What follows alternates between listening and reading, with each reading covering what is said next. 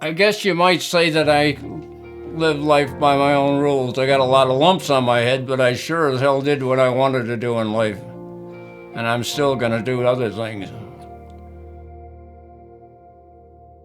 My name's Burt Stevens.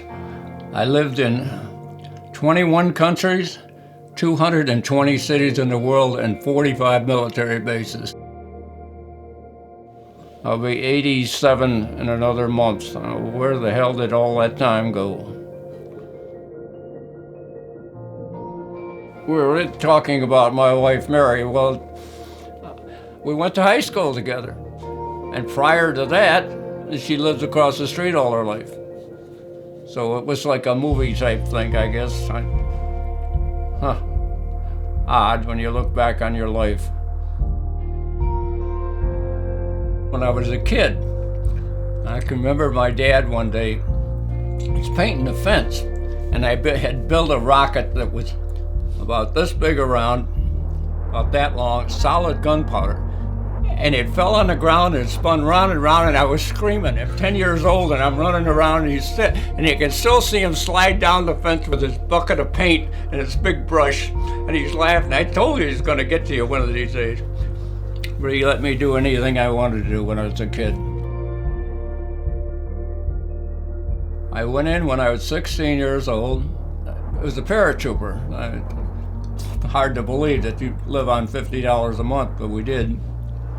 And then they were going to give us another $50 just to jump out of an airplane. Well, what the hell? That was doubling my pay. I could do anything for $50. I was one of 2,000 people that jumped parachuted into Korea with the 187 Regimental Combat Team.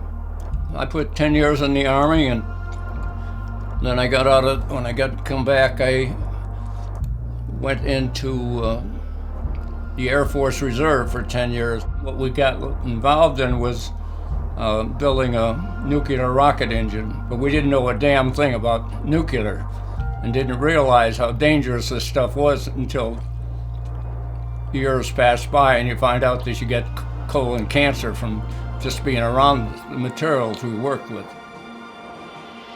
Years later, I worked in the tunnels on the bomb. Well, my job was to go in there with a technician, and we wire up the bomb prior to detonation.